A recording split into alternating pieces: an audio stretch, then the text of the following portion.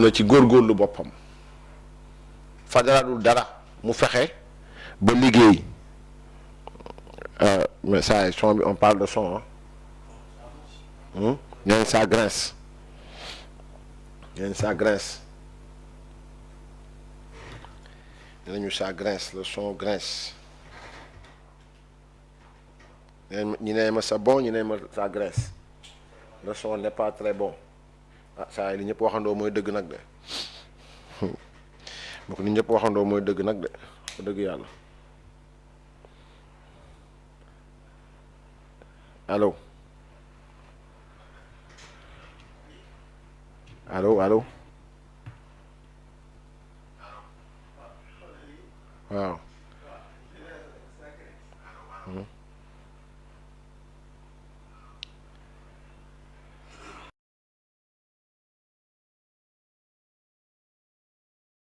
un très bon retour donc c'est mieux maintenant ok c'est bon donc ñu ngi am naqar di am mbégte jàkkaarloo ak yéen ci xibaar boo xam ne it depuis fajar gi ba léegi wala depuis guddi ba léegi ñu ngi koy dégg di ko gis mu nekk loo xam ne neexut kenn wax dëgg yàlla muy suñu jigéen suñu sœur muy Maimouna Ndour Faye ci jigéen boo xam ni amul lenn loo ko mën a wax teg ko ci deram lu dul góorgóorlu na nekk jàmbaaru fàq tëdd fexe ba teg li nga xam ne mooy entreprise yu boppam ay nit ne ko li nga xalaat doo ko wax wala booy demee bay wax it li nga bëgg ñu wax ngay wax gis naa ci ndaje bi amoon sànq fële ci 7TV gis naa Maimouna Bousso gis naa ñenn ñi dem foofu mais léeg-léeg nit yaakaar ni moo gën a yeewu nit yi xam nga boo seetloo lan moo tax attaqué wuñu Pape Alé Niang lan moo tax attaqué wuñu journaliste Walfadjri lan moo tax bàyyi nañu di attaqué TFM ci semaine yu génn yépp Maimouna Ndour a été victime de menaces, d'insultes, d'insaluté, d'arrogance. Mais cela ne nous surprend pas. Venant des gens d'en face, ça ne saurait surprendre le commun des Sénégalais. Parce que la dictature de la pensée unique ne date pas de 2024. Depuis 2019, par l'insulte, l'arrogance, l'injure, une partie ci benn ci dëkk bi dañ ne ñoom li ñu xalaat da kay am boo xalaatee wëleef li ñu xalaatee dañ la saaga dañ la tiital wala ñu jéem la yoqatal Maimouna Ndour Faye a été victime de cela nit ñi alerté nañ ba sonn nit ñi wax nañ ba sonn malheureusement tey jii mënoon na ci ñàkk bakkanam dañ leen wan ginnaaw gis naa it ñi koy layal ci ñoom di wax ni dañoo arrêté ay nit fii wala ay nit faatu nañu wala ay nangam faatu nañu pour justifier l'agression barbare à l'encontre d'une femme mais bu ñu seetloo c'est le même groupe le même tas d'ordures la même racaille qui s'est attaqué à Adji Raby Sarr qui s'est attaqué wala qui a menacé Mati Trois Pommes qui a menacé Maimouna Ndour Faye qui menace les femmes au fait ils n'ont que faire de la femme xam nga ku taxaw ne diw moo ma gënal sama ndey ak sama baay kooku ku taxaw ci kanamam faalewu la ku taxaw ci kanamam tekkiwoo dara loolu moo am suñ jamono ji donc mooy thème live bi Maimouna Ndour Faye victime de la barbarie à l'aube d'une amnistie tey jii Maimouna Ndour Faye est victime de la barbarie des barbares yoo xam ni seen kilifa moo leen woowoon c'est le temps des gladiateurs le temps du combat mortel et le mot n'était pas de trop kon tey li ñu def rek ñoom dañoo wuyu ci li nga xam ni dañ leen ci woo nampatal leen ci parti boobu ñuy woowee ex-Pastef dañoo juddu ci violence ñu nampatal leen ci violence ñu nar a dee ci violence. Qu'en est-il de l'État?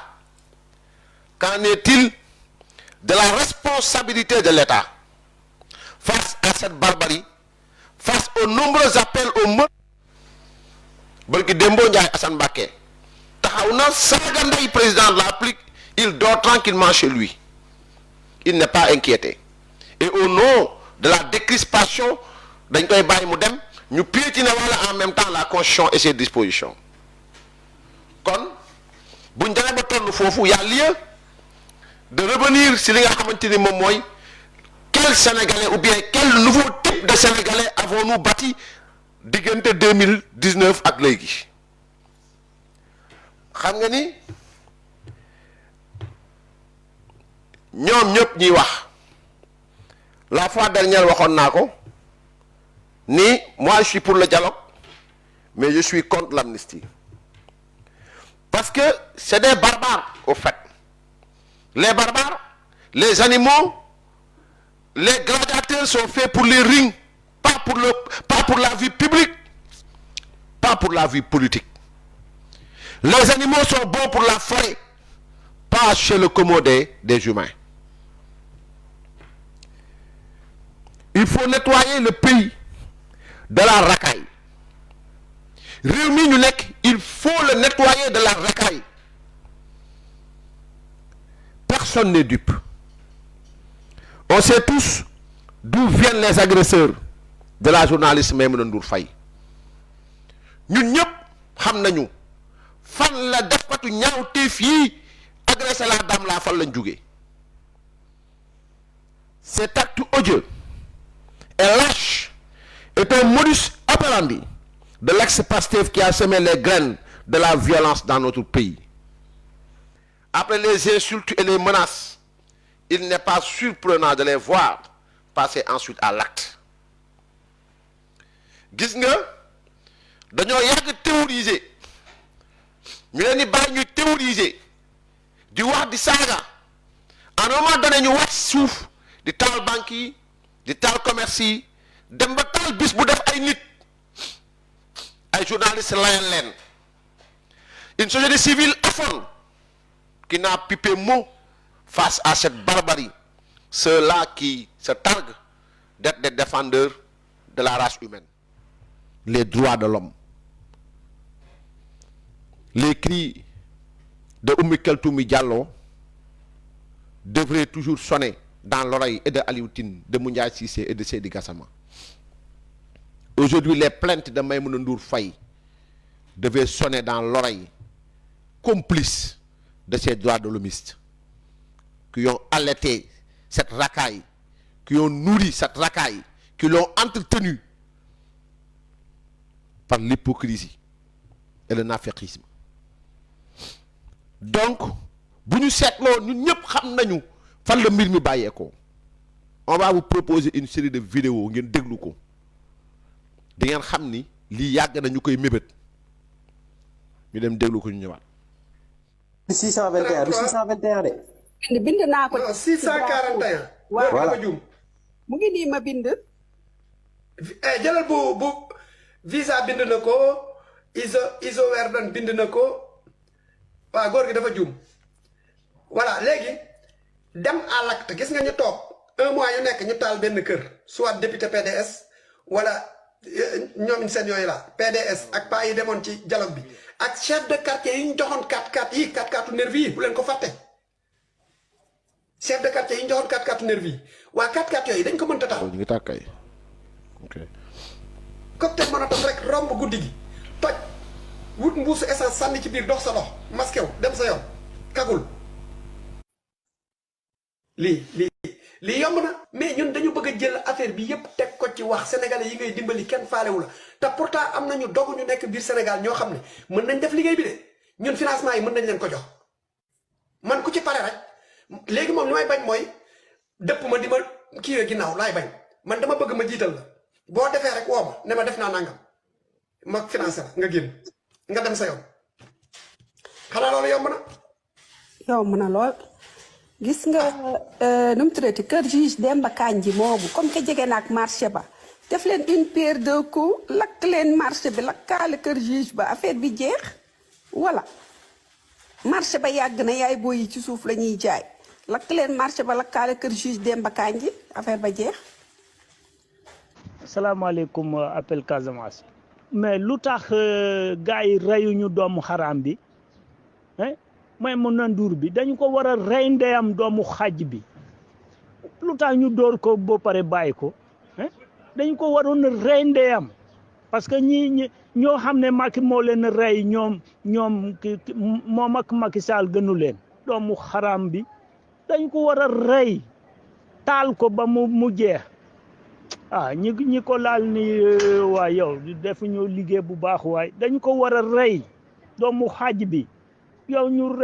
rey doomu jàmbur nga nekk fi du wax di n'importe quoi doomu. Maimouna Ndour Faye dégg nañ li nga wax ci patriote yi détenu politique yi nga xam ne waruñu woon a def une minute ci kasa bi ndax ñi rey xam nga leen yow Sénégalais yi xam nañ leen amnistie bii Macky Sall di wax xam na li tax mu di ko wax kenn ku ko bëgg ci réew mi ku dul moom ak waa APR amul Maimouna Ndour Faye bis bu nu amee si jot dinañ ñëw ci yow dañoo amul sa jot nag. fi mu toll dañoo focus pour jot ci sunuy élection ñun sunuy élection ñu ñor yii ngeen détails yi ngeen nekk yëpp nekkuñ ci Maimouna Ndour Faye Ismaïla Madior gis nañ ko kanamam ko fasu googu nëb dërëm naan amnistie bi Ousmane Sonko bokk ci ndokk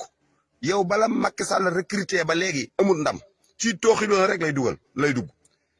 pont baraag bu mu dugal tànk ba pont yi jàm ba tas mu génn tànk yi dugal ci beneen baraag bu ëppi pont boobu yow Ismaïla Madior Ousmane Sonko mës sa bëgg a amnistie soxlaw ko ndax defut luñ koy amnistie yow Ismaïla Madior yow yaa def lu lay amnistie yow Ismaïla Madior te nag buñ amee sa jot da nga xam ne am nañ sa jot ñun fokkat suñu élection lañ tal ba pare.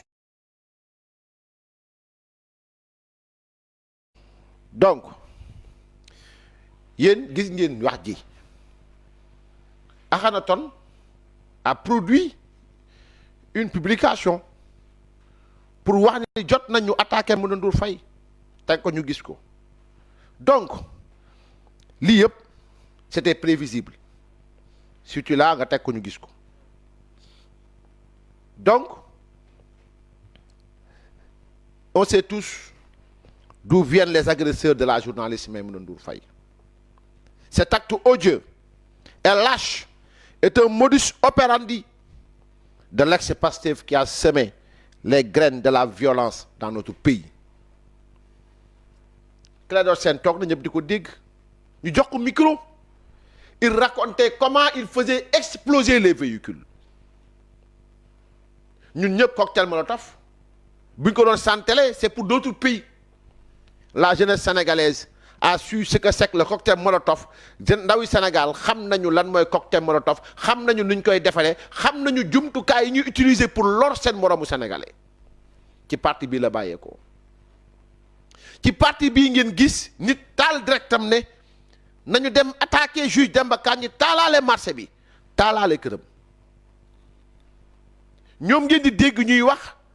ñu taal bus ay nit dee ci ministre leen jëlee taxaw di wax ñu ne carrément complot la teesu complot mooy teesu populiste loo yëkkati ñu ne complot la donc ginnaaw ba ñu saagaa ba nuppi saaga xalif généraux saaga institution réew mi menacé ay jaam ay sénégalais menacé leen lan moo mën a jaaxal sénégalais yi bu ñu demee bay jàpp ay jigéen di leen fitnaal coowu Sénégal fu mu bàyyee ko ci coowal seen leader ñoom ak benn xale bu jigéen. Qu'est-ce que Adji Sarr n'a pas entendu comme menace lan la Adji Sarr déggul ci menace nan lañ ko vilipender nan lañ ko jëlee traîner ko dans la boue teg ko ci vindicte populaire bi di joxe ay numéro téléphone am di ko menacer une jeune femme de 21 ans ou bien moins saaga nañ ko à l'Assemblée nationale. Amy Ndiaye Gniby a été victime de coups de pied wéq ñu ne dafa ëmb ñu génnaat télé ne ëmbul wala sax bu ëmbee jabar jëkkëram ëmbulu ko et vous voyez comment il fonctionne. Amy Ndiaye Gniby est là une autre dame Ousmane Sonko moo génn au lieu mu compatir mais dafa gën a jël femme bi di ko gën a vilipender comme ni mu jëlee woon Adji Sarr traité ko de guenon de dangin noonu la génne woon ñu traité Amy Ndiaye Gniby d'adultère ginnaaw bi ñu ko wéqee ba mu dem hôpital ba pare sans soucier les sœurs Diallo lorsqu'elles ont été brûlées vives dans un bus sans remords sans clémence amul clémence benn bu ñu sentir ils ont brûlé le bus des gens sont morts ay jigéen xale yu jigéen yu ndaw dee nañu ils ont crié au complot sans remords la presse avec tey c'est le tour de Maïmouna Ndour Faye dans son sang ñu jam ko et au même moment un enfoiré qu'on appelle Diop Taïf est sur un plateau ay journalistes tiim ko muy wax lu ko neex di gën a chargé femme bi c'est ce qu'on appelle la racaille donc qui avait menacé la TFM kan moo fi menacé woon TFM qui avait attaqué la RFM et brûlé les véhicules de journalistes ñan ñoo ban leader politique moo fi jël journaliste sempi micro sànni dafay ne leen fu ngeen fekk micro bi ci seppi leen sànni ca xaj Ousmane Sonko la il était le premier ensuite est venu ñeneen ñi si des dem attaquer RFM taal fa ay oto ñan la c'est Pastef qui avait brûlé un bus tuant 2 innocentes petites filles les mêmes barbares aux méthodes lâches et sales méthode lâche ba nga def li ngay def nga daw sale ci jëfin ji ñaaw na jëf ji ñaaw na jëfin bi ñaaw na ils poursuivent leur forfait contre une femme car c'est ainsi qu'on remarque les lâches boo bëggee xam lâche da ngay xool ni muy jëfeek jigéen bu ko jekkoo ba téye ko pour jam ko paaka nga téye paaka tiim jigéen sans arme nga jam ko c'est lâche boo jàkkaarloon sa moroomu góor doo ko def billahi après Adji Sarr et Amy Ndiaye Gniby Maïmouna Ndour Faye est la prochaine femme victime de ces gens violents qui n'ont que la haine à donner. Ils n'ont que la haine à donner. Voir le militant sautiller de joie renseigne à juste titre sur les auteurs et les commanditaires. Bu ngeen leen gisee ci internet bi comment ils sont contents comment ils sont gays bég moo lay wan ni ñoom ñoo ne ca biir ñoom ñoo ne ci ginnaaw ñi leen yónni nag yoon dana ko xam les mêmes qui distillent la haine cassent pillent et tuent depuis où? Depuis qu'ils sont entrés en politique. Ils ont cassé, ils ont distillé la haine, distribué la haine dans les cœurs, ils ont cassé, ils ont pillé, ils ont tué. Le président avait eu raison de dissoudre ce parti de malfrats qui ne tolère pas la liberté, la démocratie et l'opinion divergente. Parti politique la boo xam ni nanguwul wuute ci wax pour vérifier ko yomb na demal ci mbedd mi man démb dama taxaw ci rudus bi maa ngi taxaw ak Boy Mbaye Diallo ñuy waxtaan quelqu'un est venu masque la takk ne ma est-ce que mën nga bàyyi Sonko ma ne ko yaay kan il faut enlever ton masque ma xam ni ko may waxal kan la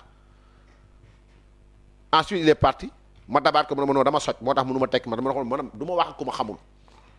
man su ma wax ak góor damay jàkkaarloo yow nga wax ma lay gis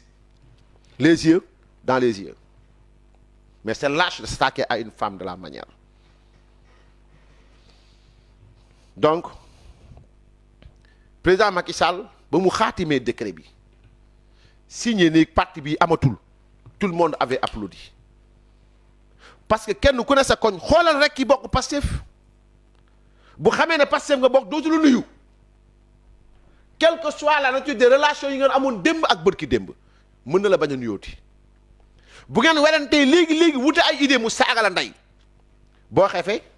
bërki démb y a un activiste Magnon maa ngi nuyu la sœur Yacine bi dëkk fii mi ngi Maris elle a été agressée violemment ba instant yi nopp yi sax day am problème c'est une sœur activiste la mi ngi ci internet bi nopp yi dafa am problème billahi ci affaire Pastef ak Benno Bokk Yaakaar agressé billahi wallahi. Donc lii du parti politique ñoom ñi yuuxu démocratie au fait xamuñu luy démocratie parce que xamuñu luy divergence d'idées xamuñu luy divergence d'opinion. Non, ils ont réussi à scinder le Sénégal en deux, les patriotes et les traîtres. Un traître maintenant da lay lew pour loo ko def baax na. Pourquoi aucun journaliste de Walf n'a été attaqué? Lan moo tax depuis bi ñuy wax ba léegi Coro Maxu Mandela gisoo leen ñu attaqué ko physiquement gisoo leen Salma la ñu attaqué ko physiquement gisoo leen kenn koo xamante ni ay jigéen lañu ñuy wax contre le régime de Macky Sall ñu attaqué ko. Jamais au plus grand jamais, même si leur opinion diverge, mais mosoo leen gis ñu attaqué leen pour rien au monde parce que ñun chez nous nous tolérons li nga xamante mooy la divergence d'idées. Nous sommes des démocrates et des républicains. Chacun a le droit de dire ce qu'il pense. On n'a jamais vu Coro Maxu Mandela être attaqué. Jamais. On n'a jamais vu Salma, on n'a jamais vu Ngoné Saliou nangam et pourtant dañuy wax seen idée dañ leen koy nangul. Moi, c'est une position. Pourquoi aucun journaliste de Walf n'a été attaqué? Pourquoi Yaye Ale ou Pape Alé Niang n'a pas été agressé? Pourtant, il ne cesse de tirer sur le régime. Jamais Benno Bokk Yaakaar n'a osé attaquer quelqu'un qui koo xam dafay génn ay idées moro ak idées yi. Maimouna Ndour Faye était leur cible. Car elle ne se soumet pas. C'est une journaliste debout. Maimouna Ndour Faye a refusé de se soumettre. A refusé de se soumettre. Comme certains sur certains plateaux qui se sont soumis, telle une jeune fille donnée en mariage dans sa première nuit nuptiale. Il y en a qui se sont soumis sans scrupule, sans honte aucune, qui ont piétiné sur leurs principes et valeurs. Vient maintenant un autre débat. Ces gens, à peine sortis de prison, fitna bi tàmbali waat na. La barbarie commence à l'aube d'une amnistie. Et ça en vaut la peine. Bon nombre de commentaires sont contre cette amnistie. Et aujourd'hui, ces faits viennent crédibiliser li nga xam ne mooy seen gis-gis. Si dans ce pays, kenn moo war a nekk ci kaso bi ba faw, il s'appelle Ousmane Sonko et tous ceux-là qui avaient répondu à son appel. Parce que si on doit dialoguer pour la paix, libérer ces gens, c'est compromettre la paix civile. Parce que depuis qu'il a été en prison ba léegi, depuis ñoom bi ñu nekkee en prison ba léegi, jàmm ak salaam moo am ci réew mi. Depuis commencé génn, musiba commencé waat na am, les agressions, les menaces, insultes et autres. Amnistier ces gens, c'est encourager l'impunité et la barbarie. Une loi d'amnistie mooy nga encourager li nga xamante ni moom mooy la barbarie ak l'impunité. Quel que soit le prix de la paix, quel que soit le dialogue, l'amnistie mettra un frein à la démocratie, à la justice de ce pays. N'oublions pas que ces gens ont trouvé un policier à terre, brique lañ dóor ci bopp bi, yàlla moo fa jaar. N'oubliez pas que ces gens n'ont pas hésité à brûler la maison de Matar Ba, yàlla moo fa jaar suturaam. Ils ont brûlé la maison de Antoine Diome, ils ont brûlé les véhicules d'autrui, des centaines de véhicules calcinés. Une loi d'amnistie va promouvoir li nga xamante mooy l'unité, l'impunité. Ils ont fait trop de mal et doivent payer de leur forfait. Li ñu def musiba ci Sénégal, li ñu tooñ Sénégalais yi, li ñu indi Sénégal ci rupture diggante taalibe ak sëriñam, diggante baay ak doomam diggante mag ak rakkam dëkkandoo yi diggante kër ak kër mbedd mi koñ bi quartier bi commune bi département bi région ba Sénégal dans son ensemble les valeurs la morale la réputation tout a été bafoué par ces gens-là. Aujourd'hui, ce qu'on devait faire, c'est les traquer tous tant qu'ils sont, les mettre hors d'état de nuire, sauvegarder la République. Parce que ni une place dans la société. C'est des barbares. Ils n'ont pas de place dans la société. Tu fuis la mort. Tu fuis le lit d'hôpital. Góor du daw dee. Góor du daw lalu hôpital. Il faut dire la vérité. Il faut oser faire face à cette race de barbares. Il faut oser. Parce que ñii dañoo yaakaar ni ñoom Sénégal ñoom ñoo ko moom. Quand Diop Taïf sur la RFM toog ne man agenda bi ma yor nii turu ay journalistes ñoo si nekk turu ay nangam on le laisse partir chez lui rentrer tranquillement chez lui dormir tranquillement.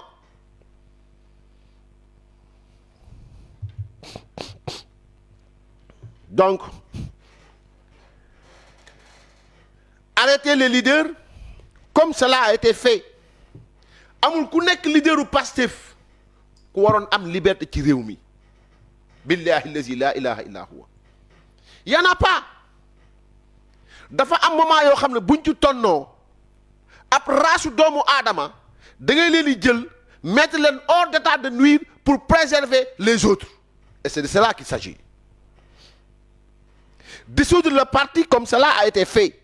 Reste maintenant à nettoyer le pays de cette racaille haineuse qui est un cancer pour la République. C'est une racaille haineuse qui est un cancer pour la République. Xam nga dañu nekk ci réew moo xam ni ndeysaan takku der yi il passe la journée d'or. Il y a de cela 3 mois, il y a de cela 1 an, 2 ans. Des généraux ont été traînés dans la boue. Des juges, des ministres, des députés menacés, insultés. Des marabouts insultés, menacés. La paix civile, la paix sociale. Tous ces efforts consentis pour mettre hors d'état de nuire ce cancer de la République. Une loi d'amnistie va anéantir tous ces efforts. Et c'est frustrant. C'est trop frustrant. Plus que frustrant de voir ces gens-là qui ont secoué la vie de la République. Taxaw même tey dañuy taxaw ne diw ñaanu ko diw bëgg ko Macky Sall moo ko bëgg. Wax boobu ñuy wax man ça me fait mal et très mal parce que li waa ji wax ci suuf ñoom xamuñu ko mais li ñuy wax ci kaw li ñuy dégg président mënut wax moom mi ngi kaso mënut wax y en a des gens qui ne peuvent pas parler haut mais ñoom ñooy wax l'opinion nationale ñoom la ñuy dégg l'opinion internationale moom la ñuy dégg il ne veut pas de l'amnistie te nga kenn mësul gis avocat bind ne Ousmane Sonko wala Diomaye Faye bëgguñu leurs avocats n'ont pas écrit kon donc personnellement, je suis désolé de le dire, mais je suis contre cette amnistie. Je suis contre jusqu'au bout de ma vie. Parce que, ni ko père Moustapha Diakhaté di waxee ñii muy maire muy député ñoom ñëpp li leen république bi jox la ñu war a nangu téye ko au nom de la république. Donc live bu tey bu du gudd parce que tout simplement amul réew mi ku sa xol neex y en a pas ku sa xol neex doo nit billahi ku sa xol neex doo nit. Il me dit souvent que ni waa am na diw ñooñu dañ leen fekk ci mbedd mi ñuy def naka sa dul noonu lañ war a def ñay def naka sa dul noonu ñu def leen ko. Je parle pas de mort. Ku dee yàlla na la yàlla yërëm. Nous n'en voulons pas. Nous ne voulons pas que nos enfants meurent dans la rue. Mais ku leen woo ci mbedd mi si vous avez entendu Guigui bi ngeen ko déggee ngeen xam ni les irresponsables sont chez vous ils sont là-bas Guy Marius Sagna vraiment ñu ngi koy souhaiter bienvenue dans l'islam foofu du ma ci sol du ma ci wax parce que aussi lu ñu wax il ne faut pas confondre les deux ku tuub ñëw ci diine moom diine la mais politiquement laa wax vous avez cotisé votre argent des années durant qu'est-ce que vous avez gagné lan ngeen ci gagné maanaam li ngeen doon cotiser lan ngeen ci gagné 400 millions bracelets 100 millions fii 200 millions fii nangam sangam fii lan vous avez gagné quoi dara absolument rien du tout haine naqar coono découragement désolation loolu da ngeen ci am parce que du ngeen ci am dara xamul tax du ngeen ci am dara parce que du am barke booy génne comme ni ko yàlla waxee falil waalidayni booy génne joxeel sa wayjur wal aqrabin ku ne sa biir koñ am nañu feebar ñu yeyoo ñu yëkkati xaalis jox leen moi j'en ai vu ici y en a qui sont malades qui ont besoin juste de 5 millions les gens cotisent des millions qu'ils donnent à des gens qui ensuite bon voilà mi ngi noonu parce que tout simplement vous avez dévoyé li nga xamante ni moom mooy fi xaalis wala jëm booy génne alal ni ko yàlla waxee ma nga ca bàqara falil waalidayni joxol sa wayjur ak ñan ñi la jage al aqrabuun ak ñan yataamaa yi miskin yi yatim yi foofu la xaalis war a dem mais focus damay dajale xaalis pour taal alalu jàmbur damay dajale xaalis pour yàq pour nas ay pexe yu bon pour def nangam du ngeen ci am ndam vous allez dépenser vos fortunes vous allez perdre lamentablement vous allez sortir tout petit billahi parce que yunfiqunaha summa yughlabun vous allez dépenser votre argent vous allez perdre lamentablement minablement parce que yéene bi baaxul sellul vous cotisez votre argent vous rassemblez votre argent pour faire du mal aux autres kon loolu mooy li nga xam ni lu ñu war a leeral la dul ko baaraam amnistier au nom de quoi et pourquoi en tout cas ñun dey Macky Sall la ñu am ñun président Macky Sall la ñu am bëgg nañ ko fi bëgg yem mais am nañ droit joxe suñ kàddu bu waree jëf benn jëf ñu gis ay jëf yeneen yu waroo nañu bàyyi xel bu baax nañu déglu it xam ne billahi wallahi watallaahi mën na wóolu ñami waxal mais wallahi le peuple n'a pas confiance en ces gens-là dañ yàqal Sénégalais yi lu bëri kon liñ koy ñaan daal mooy les républicains ñi ànd ak moom ñëpp gëm nañ ni moom ni ku baax la gëm nañ ni jàmm Sénégal rek moo ko yëgati gëm nañ ni bëggul lu dul jàmm Sénégal lu mu def rek yéeneem ngir jàmm Sénégal la c'est un homme de dialogue c'est un homme de paix c'est un homme qui œuvre pour la stabilité de ce pays on le comprend on le sait billahi wallahi wa tallahi mais dañ koy ñaan lillahi wa rasulihi cette loi n'a pas sa raison d'être amnistier c'est effacer effacer c'est oublier qu'est-ce qu'on doit oublier qu'est-ce qu'on doit effacer Oumou Kaltoumi Diallo l'université Cheikh Anta Diop les banques les biens détruits les bus détruits le terre détruit les gens menacés les gens insultés les gens violentés on doit effacer tout cela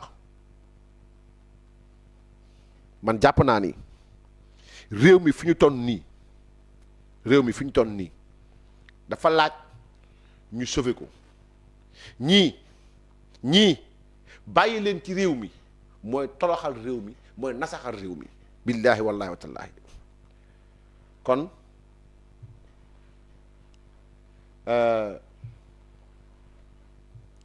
donc ñoom baax dafa damay bañ daal donc ñi ngi bàyyiloo xel bu baax a baax suñu kilifa suñu njiit muy président Macky Sall donc leneen li mooy ñu yëgal leen ni Sénégal dugg na ci li nga xam ni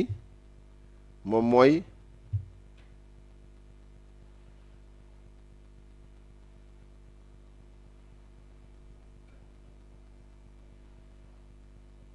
donc ñu bàyyi ci ñi nga xam ni ñoom ñooy donc maa ngi ñëw ci laay mujj donc ñu bàyyi xel ñi nga xam ni ñooy soxna Ndeye Amy Camara ci ñi def ay témoignages ci Maïmouna Ndour Faye nee na son sourire franc, son professionnalisme et son refus de faire allégeance à la meute de fanatiques lobotomisés au Gatsa Gatsa font de Maïmouna Ndour Faye une icône de la presse sénégalaise qu'il faut protéger. La première femme PDG d'un grand média au Sénégal ne va jamais céder face aux menaces des obscurantistes. Reviens-nous vite, Maïmouna, plus fringante et impertinente aux grandes dames des idéologues de la pensée unique et unique. Donc nee na ci reeju neex gi nga xam ni dëggu rek lay wane ci Maïmouna Ndour Faye mën métier bi mu mën métier waaye bañ gi mu bañ tëdd ñi nga xam ni ñooy mët mooy coggalu xaj gi nga xamante ni dañoo ñëw rek mëgg sëgg lu bon rek la ñuy def ak di ko xalaat ñi nga xam ni coggal gi nga xam dañ leen nàndal ci gatsa gatsa. Donc tey jii Maïmouna Ndour Faye mën nañu wax ni kenn la ci presse sénégalaise mooy ndaw si nga xam ni moo njëkk nekk présidente directeur général bu maison de presse employé ay góor ay ndaw jël ay nit yow employé woo kenn dama bëgg ngeen wax ma Ousmane Sonko Mercalex ak Atlas fu mujj. Qu'est-ce que Ousmane Sonko a créé dans ce pays lu ay ndaw di gën di jël di am xëy rien du tout absolument rien. Mercalex dafa amoon na ak Atlas boobu ngeen ko ba waxu coowal 94 milliards yi jeexee ngeen ko dégg. Qu'est-ce que Guy Marius Sagna a créé dans ce pays? Qu'est-ce que El Malick Ndiaye, Abbas Fall, ces gens-là, qu'est-ce qu'ils ont créé dans ce pays? Absolument rien du tout. Qu'est-ce que Clédor Sène a créé dans ce pays comme opportunité d'emploi? Absolument rien dans ce pays. Maïmouna Ndour Faye a été la première femme PDG. Maïmouna Bousso mii di wax lu mu fi liggéey dara tous. Donc la première femme PDG d'un grand média au Sénégal du mës a toog du mës a bàyyi du mës a xool wallahi azim di bàyyi ci kanam ñi nga xamante c'est des obscurantistes. Donc yal na yàlla may ko wér may ko tan et incha allahu taala donc ñu ngi ànd ak moom ci lépp li nga xamante ni mi ngi noonu. Donc am na beneen xibaar boo xam ne dikkal nañu donc ku ñuy woowee Cheikh Diop TFM donc voilà donc Cheikh Diop TFM il y a une heure de temps moom tamit victime d'agression, son véhicule a été saccagé, son ordinateur emporté. Les faits sont déroulés aujourd'hui devant la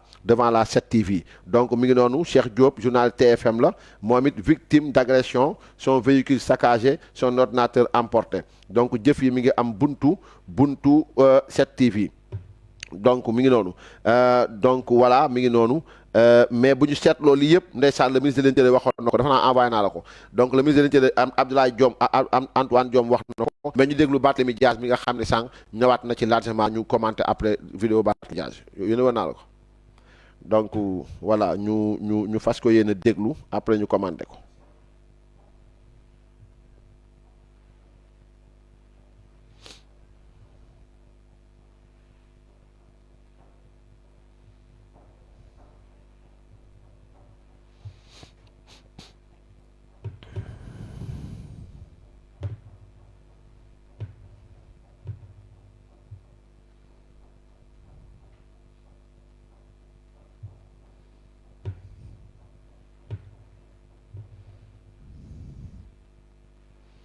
Mettre logo bi dégg nga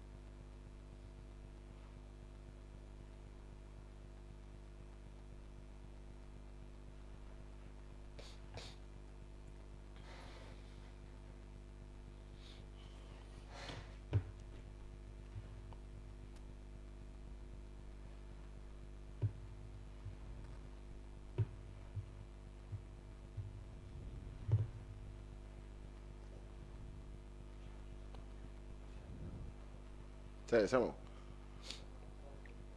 Donc ñu yëgal leen ni aussi en attendant muy kal vidéo yi donc balaa ñuy pare dañ ci wax incha allahu taala donc nu mu tudd sax on a préféré ne pas montrer les images parce que tout simplement image yi dafa nekk loo xam ni lu doy waar la lu doy waar la donc moo tax ñu bëri gis nañ ko aussi donc c'est des images qui frappent image la yoo xamante ni ki ko def wax dëgg yàlla te bu ñibbee del xool il va dormir tranquillement chez lui bon voilà donc pas tout simplement duñu ay nitu dara donc beneen information bi nag nga xam ni moom lañ bëgg ñëwee ñu ngi ziar ñëpp donc di jaajëfal le ministre de l'intérieur le ministre de l'énergie ngeen baa ma ko tàmm le ministre de l'énergie et du pétrole monsieur Antoine Félix Abdoulaye Diome demoon na tey ci li nga xamante ni tey ci àjjuma premier bi fan bi jiitu ci weeru mars le Sénégal rejoindre le forum des pays exportateurs de gaz tey jii Sénégal rejoindre na ko lii nag dafa lié ak contexte Sénégal présentement te boo xusee ci biir naa ne expliquer lan moo tax gars yi sonn lool Sénégal donc ce vendredi 1er mars 2024 marque une étape significative pour le Sénégal qui est officiellement devenu membre observateur du forum des pays exportateurs de gaz GBCP lors de la réunion ministérielle tenue à Alger, précise le communiqué du ministre du pétrole et des énergies bi nga xam ne Antoine Félix Abdoulaye Diome moo ko jiite. Créé par accord intergouvernemental, le GSF donc comptait 19 pays comprenant 12 pays membres: Algérie, Bolivie, Égypte, Guinée équatoriale, Iran, donc Libye, Nigeria, Qatar, Russie, Trinité et Tobago, donc nu mu tudd Émirats arabes unis ak Venezuela. Donc ak 7 pays membres observateurs: Angola la, Azerbaïdjan, Irak, Malaisie, Mauritanie, Mozambique, Pérou. Donc l'intégration du Sénégal en tant que membre observateur porte le nombre total de pays à 20. Donc li tax nag tey jii lii am solo mooy Sénégal dafa jëm ci li nga xam ni mooy mbirum exploiter pétrole ak gaz. Donc tey jii dugg na ci réew yi nga xamante ni mooy réew yi nga xam ne dañu war a exporter li nga xam ni mooy pétrole ak gaz. Donc mu nekk lu am solo loo xam ni dafa jar a bàyyi xel donc voilà mi ngi noonu donc Sénégal nag dafa ubbeeku jamono jii ñu bëri indi fitna lañ bëgg ci réew mi nañ def ndànk bu baax a baax nañ xool fi ñuy teg suñu tànk bu baax a baax donc bu fekkee vidéo yi pare na ñu déglu ko donc incha allah ñu déglu vidéo yi voilà ñu déglu Félix Antoine Diome waxoon na lii bu yàgg waxoon na ko bu yàgg malheureusement Sénégal moom dañuy gëmm rek ñu déglu waxoon na situation bi am yëpp ci presse bi on écoute. Ils auront peur d'être attaqués s'ils expriment leur position. Et ça a commencé à la presse. Je l'ai dit lors de ma rencontre précédente avec la presse internationale. On n'y a pas pris garde, mais ça a commencé en 2019. Si vous avez souvenance de ce qui s'est passé, bonne souvenance de ce qui s'est passé en 2019, lorsque les résultats des élections présidentielles ont commencé par être publiés par certains médias locaux, c'est les bureaux de vote du Moyen-Orient et de l'Afrique du Nord qui ont commencé d'abord à publier les résultats. M. Sonko était en tête. Tout le monde applaudissait. Lorsque plus tard, on a vu qu'à l'intérieur du pays, le candidat président sortant, son Excellence Macky Sall, avait des scores énormes, tout de suite, une conférence de presse a été organisée pour dire que si ces médias n'arrêtent pas de publier les résultats qu'ils sont en train de lire, allez les attaquer. Et il y a eu, je vais les nommer, il y a eu l'attaque de la radio RFM. Est-ce que nous voulons vivre dans un pays où si on n'est pas d'accord avec quelqu'un, on est condamné à se taire? C'est pas ce Sénégal que nous connaissons. C'est pas ce Sénégal dont on a... Donc, yàlla guddal fanam lool. Tony l'avait dit. Moi, Antoine l'avait dit. Lorsqu'en 2019, les résultats tombaient, Ousmane Sonko avait clairement dit que si certaines radios n'arrêtent pas de proclamer les résultats issus des différents bureaux et centres de vote, il faut aller les attaquer. À l'issue, des chaînes, des radios ont été attaquées. Donc aujourd'hui, la violence verbale, physique, le premier commanditaire, le premier auteur, le premier responsable, il s'appelle Ousmane Sonko. qui croupit là-bas au Cap Manuel. Il n'y a personne d'autre. Vouloir l'amnistier au nom de la paix, c'est compromettre la paix civile et la paix sociale de ce pays. Il est le mal. Il est la racine du mal. Il est la racine du cancer de la République qu'on appelle Pastef ou ex-Pastef. L'éradiquer, c'est éradiquer le mal. L'effacer, c'est effacer le cancer de cette République. Il faut le soustraire de la vie publique, lui, comme tous ceux qui sont avec lui. Et la démocratie l'exige même. La démocratie, je pense très bien que normalement, tout c'est la liberté. Tant que quelqu'un est là, donc pour foutre le bordel, faut le soustraire de la vie publique. L'honneur de nos forces de défense et de sécurité, l'honneur de nos juges, de nos magistrats, l'honneur de nos gestions, tant insultés, tant bafoués, tant menacés, brûlés. Donc, il faut que nit ñi xam ni mbir maa ngi noonu mbir mi nag dañuy toon foo xam ni na ku ne jël ay matuwaayam teg ko ci yoon maanaam na ku ne jël ay matuwaayam teg ko ci yoon parce que réew mi au fait mënuñu teg alkaate ci kanamu kenn wuti leen li may waaj teg nii da ngeen dem wuti autorisation génne ma loolu wuti leen autorisation yor seen fetal yor seen i bal loolu la maanaam na ngeen ko teg ci yoon rek wut seen fetal wut seen i bal téye ko dindi ma ko teg ko nag téye ko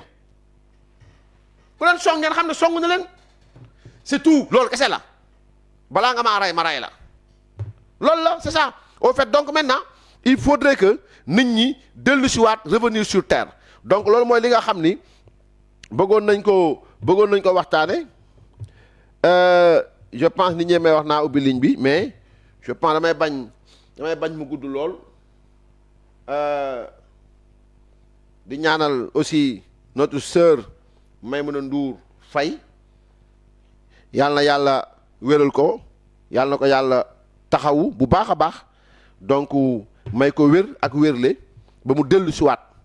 na continuer def li mu doon def waxuma ko na faral Macky Sall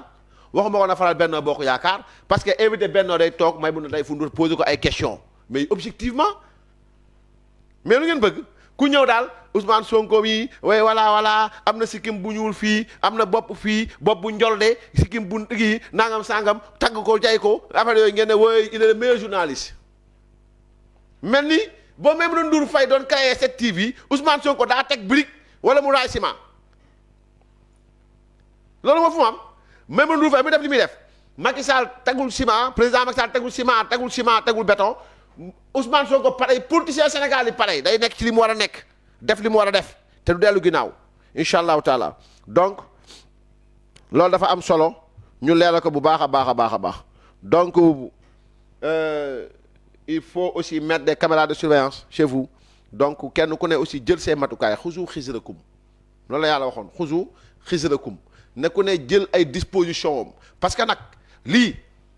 jaam bu nekk ginnaaw bu mu xëyee dénk ko borom bi subhanahu wa taala mais jaam bu nekk yaay jëf li ngay fanaanee donc ces gens-là sont partis pour semer le chaos et le bordel dans ce pays soyez prêts loolu kese la donc maintenant li ci des nag moom ñu bàyyi lépp ci loxo yàlla subhanahu wa taala yàlla na yàlla def jàmm def tawfiix yàlla na yàlla def xéewal Sénégal donc yàlla na yàlla jàppale président Macky Sall wammat ko wan ko li nga xamante ni moom mooy yoonu leer donc ñi ngi may wax ni affaire maître Ngagne Demba Touré maître Abdoulaye Mboup placé en garde à vue pour outrage à magistrat violence à magistrat et discrédit sur une décision de justice donc moom maître Abdoulaye Mboup teg nañ ko en garde à vue pour outrage à magistrat parce que li am keroog mooy réew mi yàqu na man souvent et je sais pas l'état damay jaar ci autoroute à péage may gis ni ñu takk seen bracelet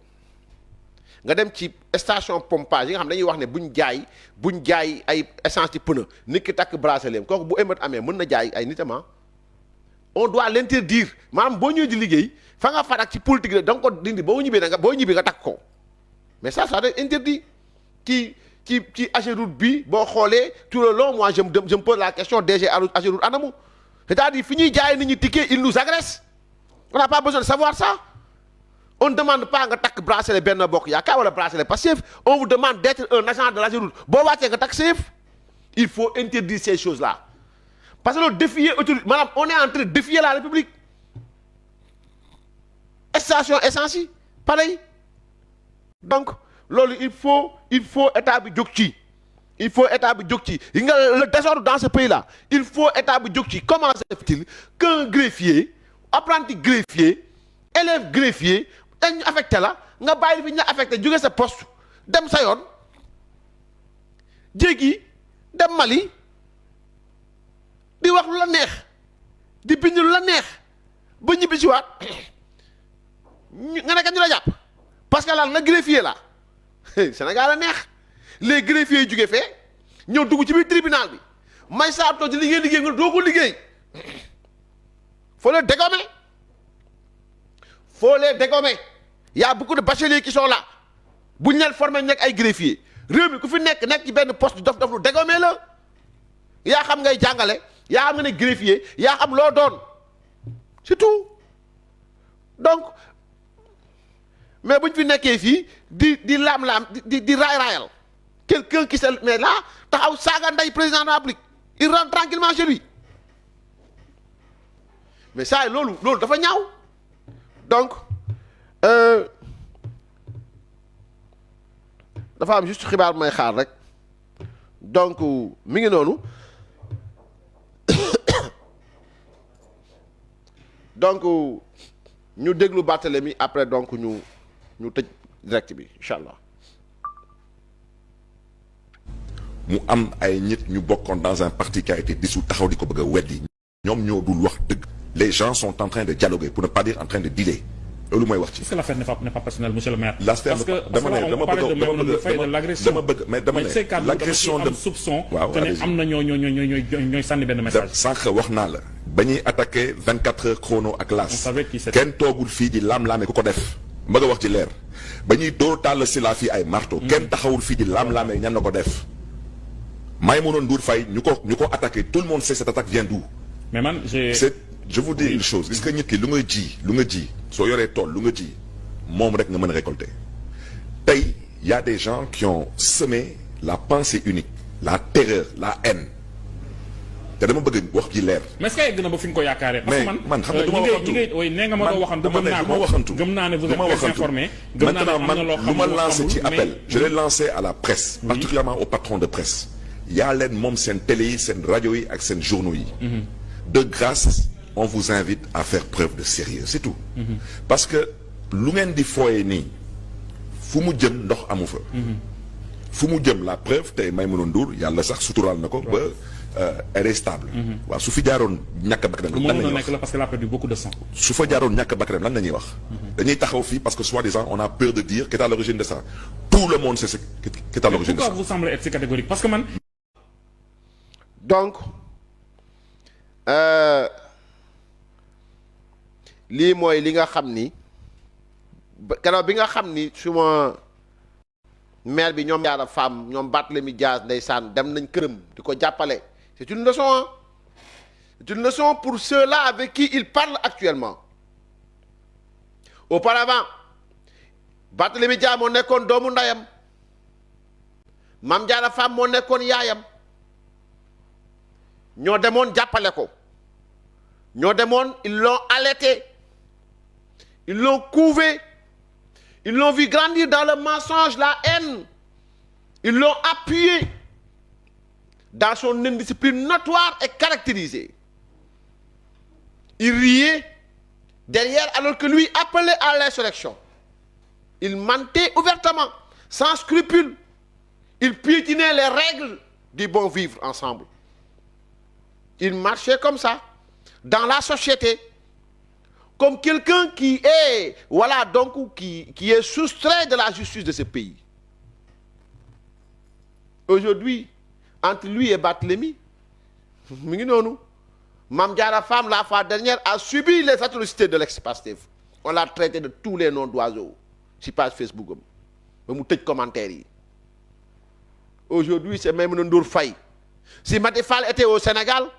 elle allait subir la même chose parce que tout simplement jàpp nañ ni ñoom Maïmouna Ndour Faye mooy Anita Diop ils l'ont dit ils l'ont théorisé wax ko ba mu génn tele leen man duma Anita donc tey réew mi fi ñu toll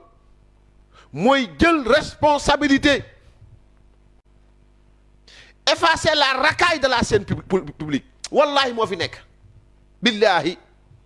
sinon fi ñu jëm ndox amu fa donc suñu jigéen Maïmouna Ndour Faye ngeen di gis noonu nday saamuy ataaya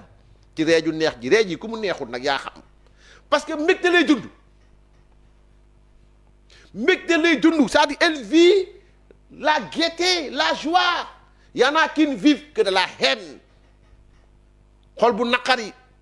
xol bu bon il ne rit pas li lañu dund teg ataayaam yor entreprise am di liggéey di fay ay góor ni yow ak ay jigéen ni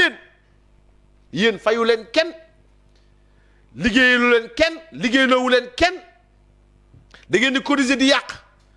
di échouer di mere nit ñi di mere ku leen deful dara c'est-à-dire vous incarnez une perte et un gâchis pour la société et pour ceux-là qui vous ont vu grandir billahi la ilaha illa huwa parce que réew mi ñu nekk muy Sénégal buñ ñee jàngi école ngeen saboté école buñ ñee tribunal ngeen saboté maanaam vous êtes des parasites qu'on le veuille dire ou pas amnistie xeetu nit yi maanaam mooy piétiner la République dans son sens global donc chers députés la balle est dans votre camp donc Maïmouna Ndour ci reeju neex ji yàlla na yàlla fay la donc voilà donc incha allah mi ngi noonu amoon nañ mbégte lool man moom seen menaces yi ngeen di bind nii bu ngeen xamoon ne fii lijjantiwuma leen wallaay lijjantiwuma leen donc am benn numéro c'est pas ce n'est même pas la peine nga koy teg di ko may buzz donc voilà man moom li ma ko wax leer na xam na fi ma dëkk donc mi ngi noonu amoon nañ mbégte lool feggoog yéen tey ci direct bi incha allah donc su ma juumul on a fait je pense 1 heure de temps voilà donc on voulait ouvrir le micro mais on va attendre incha allah d'ici demain incha allahu taala sant nañ leen gërëm leen wasalaamualeykum wa rahmatullahi taala wa barakaatuhu di jéggalu ñëpp nag baal nañ ñëpp